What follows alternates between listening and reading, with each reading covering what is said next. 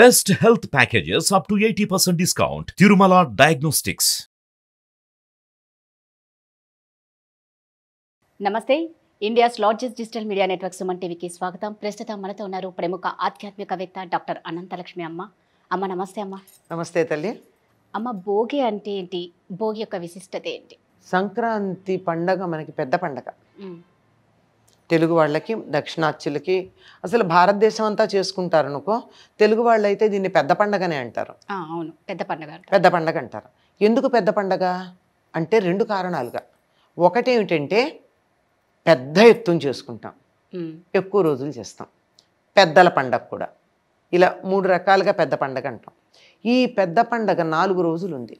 నిజానికి 4 రోజులు మనం వేడుకలు చేసుకున్నా నెలపట్టడం అని ధనుర్మాసం ప్రారంభం నుంచి పండగ వాతావరణమే ఉంటుంది. ఇంటి ముందు పెద్ద పెద్ద ముగ్గులు వేయడం, గొబ్బెమ్మలు పెట్టడం, హరిదాసులు రావడం, గంగిరెద్దులు రావడం, ఇంకా భిక్షాటన వృత్తిగా జీవించేటటువంటి వాళ్ళందరూ ఈ నెల రోజుల్లోనూ సంవత్సరానికి సరిపడింది సేకరించుకుంటారు.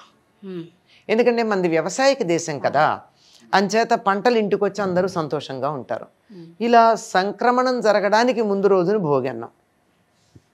మకర సంక్రమణం అంటే సూర్యుడు మకర రాశిలో ప్రవేశించేటటువంటి రోజు మకర సంక్రమణం.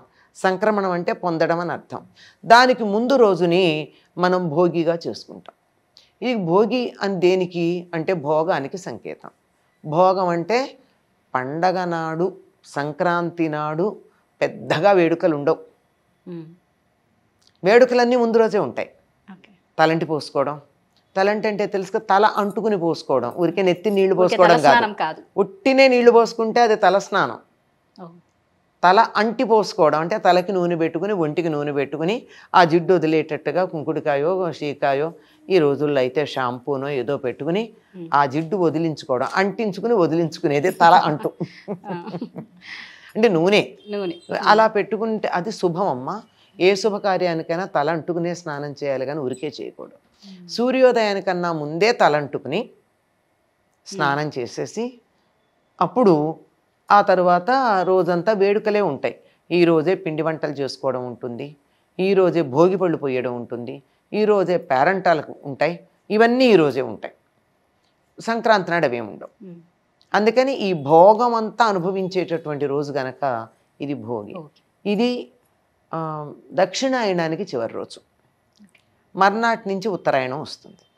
ఈ దక్షిణాయనం అంతా కొంచెం పీడకాలంగా చెప్తారు. పీడకాలం అంటే వేరే చెడని కాదమ్మా. చలి ఎక్కువ ఉంటుంది, వాతావరణంలో బయటికి రావడానికి విసుగ్గా అనిపిస్తూ ఉంటుంది, పగళ్ళు తక్కువ, రాత్రిళ్ళు ఎక్కువగా ఉంటాయి, జాగ్రత్తలు తీసుకుపోతే ఒళ్ళు పగులుతూ ఉంటుంది, ఇలాంటివన్నీ ఉంటాయి. జలుబు దగ్గు లాంటివన్నీ వస్తాయి. ఇది ఒక స్థాయిలో మన ఆరోగ్య దృష్టితో చెప్తే.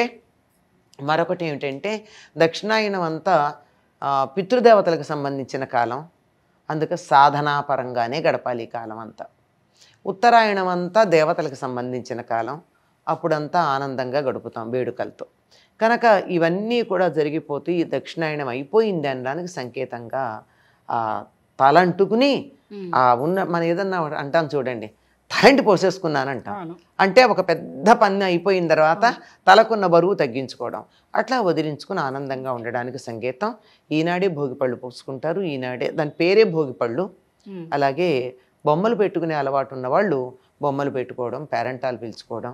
తమకి బాగా సంపద ఉండేటటువంటి కాలం, పంటలు ఇంటికి వచ్చే రోజులు కదా, అందుకని తమకు ఉన్నటువంటి దాన్ని 10 మందితో పంచుకుంటారు పేరెంటాలు చేసుకుని.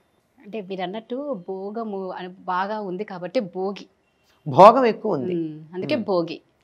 అంతేకాకుండా ఇంకొక అర్థం కూడా చెప్తారమ్మా. ఈ రోజున ధనుర్మాసం అంతా ఒక దీక్ష వహించి తనకి రంగనాథుడు భర్త కావాలని వ్రతం చేసినటువంటి గోదాదేవిని ఈనాడు అనుగ్రహించాడు. సో అది కూడా రంగనాథుడితో గోదాదేవి భోగించడానికి ప్రారంభమైన రోజు అనే అర్థంలో భోగి అని కొంతమంది చెప్తూ ఉంటారు. వినడానికి బాగానే ఉంది కనుక మనం కూడా బాగానే ఉందిగా, సంతోషం, తప్పు కూడా లేదు అందులో. దానికి మించి ఇంకొకటి ఏంటంటే ఈ 3 రోజులు బలిచక్రవర్తి పాతాళం నుంచి వచ్చి భూలోకాన్ని పరిపాలిస్తాడు. అంటే బలిచక్రవర్తికి వామనుడు వరం ఇచ్చాడు. తను నశిస్తానని తెలిసి కూడా మాట మీద నిలబడడం కోసం ఏం చేశాడు, 3 అడుగులు దానం ఇచ్చాడు. మాట ఇచ్చాను కదా అని అతడు సత్యనిష్టకి మెచ్చుకుని 3 అడుగులు ఇచ్చినందుకు 3 రోజులు భూమిని పరిపాలించే అధికారం ఇచ్చాడు. అందుకని ఆయన భోగి, సంక్రాంతి, కనుము ఈ 3 రోజులు వచ్చి ఈ భూమిని పరిపాలిస్తాడు అని అందుకే చాలా దానాలు చేస్తూ ఉంటారు. అమ్మ మరి ఈ భోగి రోజే కదమ్మా రేగి పండ్లతో పిల్లలకి అందరికి అదే భోగి పండ్లు అంటే ఆ రేగి పండ్లని ఎందుకు తీసుకున్నారు? రేగిపళ్ళు ఈ ఋతువులో వస్తాయి అన్న దానికి సంకేతంతో పాటుగా సౌరశక్తిని బాగా గ్రహించగలిగినటువంటి పండు రేగిపండు. సూర్యుడి నుంచి వచ్చే శక్తిని గ్రహిస్తుంది. ఇది ఈ సమయంలో ఇనప పాత్రలో రేగిపళ్ళు, డబ్బులు వేసి పిల్లల చుట్టూదా తిప్పి దిష్టి తీస్తారు. అది ఇనప పాత్ర అయి ఉండాలి, డబ్బులు రాగివై ఉండాలి. నికెల్ డబ్బులుగా రాగి పూర్వం కానులు అవి రాగి ఉండేవి కదా. ఇనుము, రాగి, రేగిపండు ఈ 3 కలిసినప్పుడు వచ్చేటటువంటి ఒక శక్తి ఏదైతే ఉందో ఆ శక్తి పిల్లల చుట్టూతో ఇట్లా తిప్పితే ఉన్నటువంటి దృష్టి దోషాన్నంతా తీసేస్తుంది అని. ఇది సౌరశక్తికి సంకేతం. ఆ పండ్లతోనే తలకు పోస్తూ తల మీద వేస్తూ ఉంటారు. అది దృష్టి దోషం పోతుందని అందుకని పిల్లలకి భోగిపళ్ళు పోస్తారు. పిల్లలకి ఏమిటండి, పెద్దవాళ్ళు ఉంటే తమ పిల్లలు ఏ వయసు ఉన్న వాళ్ళైనా పిల్లల మీద పోస్తారు. 60 ఏళ్ళు వచ్చినా తల్లి 80 ఏళ్ల వృద్ధురాలు ఉంటే నా కొడుక్కి నేను భోగిపళ్ళు పోసుకుంటాను అంటుంది. పోసుకోవచ్చు, ఏ వయసు వాళ్ళైనా పోసుకోవచ్చు. కానీ ఆ మొహమాట పడుతూ ఉంటారుగా చిన్నపిల్లల్ని కూర్చోబెట్టి పోస్తారు. అమ్మ అదేవిధంగా భోగి రోజే మనం భోగి పొరలు పోస్తాం పిల్లలకి. ఇళ్లలో మీరు అన్నట్టు కొంతమంది ఇళ్లలో బొమ్మల కొలువు పెడుతూ ఉంటారు. అదే రోజు ఎందుకు పెడతారమ్మా బొమ్మల కొలువు? మనం ఏదైనా సరే ఏ పండగ ప్రధానం అనుకుంటే ఆ పండగ నాడు బొమ్మలు పెట్టుకోవడం మనకి పద్ధతి అమ్మా. తమిళనాడు ప్రాంతాలకు వెళ్ళినట్టయితే దసరాలకు పెట్టుకుంటారు. ఉత్తర దేశంలో మహారాష్ట్ర అక్కడ దీపావళికి పెడతారు. మనమేమో సంక్రాంతికి పెట్టుకుంటాం. ఎందుకంటే మనకి సంక్రాంతి పెద్ద పండగ కనుక. ఈ బ్రహ్మ అనే పదానికి వికృతి బొమ్మ. బ్రహ్మ అనే పదానికి బొమ్మ. సో ఆ బ్రహ్మగారి కొలువు ఎలా ఉందో దానికి ప్రతీకగా ఇక్కడ బొమ్మల కొలువు పెడతాం. పెట్టి ప్రతిదాన్ని పూజిస్తాం కదా. అక్కడ పెట్టినటువంటివన్నీ ఒకసారి పెట్టాక మనం చివరికి పూజ చేసేది అక్కడ పెట్టినటువంటి పసుపు గౌరీదేవికి అయినా ఒకసారి పెట్టాము ప్రాణప్రతిష్ఠ అయింది తీయద్దంటాం. పిల్లలు కూడా బొమ్మల కొలువులో తీయరు. అలా పెట్టామంటే ఏమిటి, వాటన్నిటిని పూజించమని చెప్పామంటే ఇవన్నీ కూడా దేవతా స్వరూపాలని. అంతే కదా. అంటే సృష్టిలో ఏమున్నాయో ఆ బ్రహ్మగారు చేసిన సృష్టి ఏదైతే ఉందో ఆ సృష్టినంతా ఇక్కడ మనం పెట్టుకుని ఇదంతా కూడా దైవ స్వరూపం అని చెప్పి పిల్లలకు అన్నింటిలోనూ దైవాన్ని చూడడం, అన్నింటినీ గౌరవంగా చూడడం, భక్తిగా ఉండడం, దేన్ని చులకం చేయకుండా ఉండడం మొదలైనవన్నీ అలవాటు చేస్తామమ్మా. ఆఖరికి ఇప్పుడు దొరికేటటువంటి రకరకాలైన ఆధునిక వస్తువులు, ఏదో రైలు ఇంజన్లు, కార్లు, ఇలాంటివన్నీ కూడా మనం బొమ్మల కొలువులో పెడుతున్నాం. ఇవన్నీ పెట్టి అవి కూడా దేవతా స్వరూపాలంటే రేపొద్దున కారుని తగలబెట్టడు. అంతే కదా. ఆ కారు కూడా దేవుడు అని చెప్పి ఆ పిల్లల బుర్రలో మనం నాటుకునేటట్టు చెప్పగలిగితే కార్లతో ఎందుకు తగలబెడతారు ప్రభుత్వాస్తుల్ని? నిజమే. ప్రతిదీ కూడా బ్రహ్మ సృష్టిలో ఉన్న ప్రతిదీ కూడా దేవతా స్వరూపం అని చెప్పి దాన్ని ఆరాధించడం అనేది పిల్లలకు అలవాటు చేయాలి. ఇలా అలవాటు చేయడానికి బొమ్మల కొలువు ఒక అమ్మ. అదేవిధంగా మళ్ళీ భోగి మంటలు, ఒకసారి ఆ భోగి మంటల గురించి అమ్మా. దీనికి ఒక అన్వయం చేస్తారమ్మా, అది ఎంతవరకు వాస్తవమో తెలియదు. ఏమంటే ఇదంతా యజ్ఞానికి సంకేతంగా అని చెప్తారు. హోమాలు చేస్తారు కదా, కానీ హోమాలకు సంకేతంగా తెల్లవారుజామున మాత్రమే స్నానాధికారులు కూడా చేయకుండా చేయడమా అన్నది కొంచెం ఆలోచించాల్సింది. ఏది ఏమైనా దాని తాలూకు అవశేషం అని చెప్తారు. అవశేషం అంటే అర్థం ఏంటంటే ఒకప్పుడు బాగా జరుగుతూ ఉండేది, అది కాలక్రమంలో అసలు దిపోయో కాస్త ముక్క మిగిలింది అన్నదానికి. కానీ అది కాదు. విషయం ఏంటంటే మనకి పొలాల్లో కోతలు కోసిన తర్వాత ఆ పక్కనే కుప్పలేస్తారు. ఆ కుప్పలేసి ఎవరు దాన్ని దోచుకుపోకుండా ఉండడానికి కాపలా కూర్చుంటారు. రాత్రంతా ఆరుబయట చలిలో మంచు పడుతూ ఉంటే కాపలా కూర్చున్న వాళ్ళు ఎలాగా? అందుకని చిన్న మంట కొంచెం దూరంగా మంట వేసుకుని కూర్చుంటారు. అది చలి కాస్తుంది, తర్వాత పాములు లాంటి జంతువులు రాకుండా ఉంటాయి. ఒకప్పుడు అడవులకు దగ్గరగా ఉండేవాళ్ళం గనక అడవుల్లోంచి వచ్చే అడవి జంతువులు ఏవైనా సరే మంట ఉంటే మాత్రం రావు ఆ ప్రాంతానికి.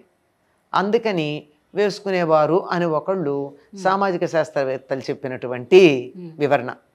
కానీ అసలు విషయం ఏమిటంటే ఇదంతా భోగానికి సంబంధించింది. అంచేత పాత చెత్త అంతా అందులో పారేసి మంటల్లో ఇక నుంచి మేమంతా తాజాగా ఉంటాం, చెత్త అంతా తగలబడిపోయింది, నా పాపాలు కూడా తగలబడిపోయాయి అనే దానికి సంకేతం అంటారు. ఏదేమైనా తెల్లవారుజామున లేచి పొలాలకు వెళ్ళినా వెళ్ళకపోయినా స్నానాలు చేయాలంటే కూడా లేస్తామా అనిపిస్తారు కదా. పండగ భోగి మంటలు వేసుకోండి లేవండి అంటే అదేదో కొత్త విషయం కదా. బాన్ ఫైర్ అలా పెట్టుకుంటూ ఉంటారు మన వాళ్ళు, చాలా సరదాగా ఆడుతూ ఉంటాం, సరదాగా ఉంటుంది. అందుకని లేచి ఆ మంటలు వేసుకుంటారు. దీంట్లో పల్లెటూళ్ళలో భలే గమ్మత్తుగా చేస్తారమ్మా. వాళ్ళకు ఉన్నటువంటి optimum usage of the resources అన్నది వాళ్ళ దగ్గర నుంచి తెలుసుకోవాలి. ఈ రాత్రిపూట వేసినట్టయితే ఈ తేగలు తెచ్చి ఆ మంటల్లో ఒక కుండలో పెట్టి బోర్లించి పైన మంటలు వేసుకుంటారు. ఇటు మంటలు అవుతాయి, లోపల తేగలన్నీ చాలా చక్కగా ఉడుకుతాయి, కాలినట్టుగా చాలా బాగా తయారవుతాయి, చాలా బాగా తయారవుతాయి. ఆ కుండలో కుండ బోర్లు ఇస్తారు, పైగా ఇలా కుండలో నింపి దాన్ని నేల మీద బోర్లించి పెట్టి పైన మంటలు వేసుకుంటారు. ఈ వేడికి లోపల ఆవిరొచ్చి ఆ తేగలో ఉన్నటువంటి నీరే ఆవిరై దాంతోనే ఉడికి బ్రహ్మాండంగా తయారుతాయి. తెల్లారేటప్పటికి తినడానికి ఎంత బాగుంటాయో తేగలు. ఇవి పల్లెటూళ్ళలో చేస్తారు. తర్వాత తెల్లారుజామున వేసుకున్నారు అనుకో, ఒక బాణ తెచ్చి బాణతో నీళ్లు పెట్టి దానిపైన మూకుడు పెట్టేసి పైన మంటలు వేసుకుంటారు. శుభ్రంగా నీళ్లు కాగుతాయి, కాగినటువంటి నీళ్లతో హాయిగా స్నానం చేస్తారు, వేడి నీళ్ళతో. Optimum usage of the resources. అది వాళ్ళ దగ్గర నుంచి నేర్చుకోవాలి. చాలా ఉందమ్మా. మన ప్రకృతికి సన్నిహితంగా ఉండేవాళ్ళు ప్రకృతిలో ఉండేటటువంటి వనరులు ఏవైతే ఉన్నాయో వాటిని వృధా చేయరు, వాటిని చాలా బాగా ఉపయోగించుకునే ప్రయత్నం చేస్తారు. ఎందుకంటే వృధా చేస్తే మళ్ళీ మనం తయారు చేయలేని వాళ్ళకి వృధా చేసే అధికారం ఎక్కడుంది? కానీ ఇది అందరూ గుర్తించాలి కదా, అది తెలియక మనకి గుర్తించాలంటే పల్లెల్లో గుర్తించారమ్మా. ఇప్పుడు మనం గుర్తించని పరిస్థితిలో ఉన్నాం గనక 1-2 సార్లు చెప్పుకోవాల్సి వస్తుంది. నిజమే. పోనీ చెప్పుకున్న తర్వాత విని దాన్ని అమలు పరిచినా బాగుంటది, కానీ విన్న వరకే ఉంటుంది. పోనీ కనీసం విని ఇలా ఉందనన్నా తెలిస్తే. నిజమే. అమ్మ, భోగి గురించి చాలా చక్కగా చెప్పారమ్మా. ధన్యవాదాలు. నమస్తే అమ్మా.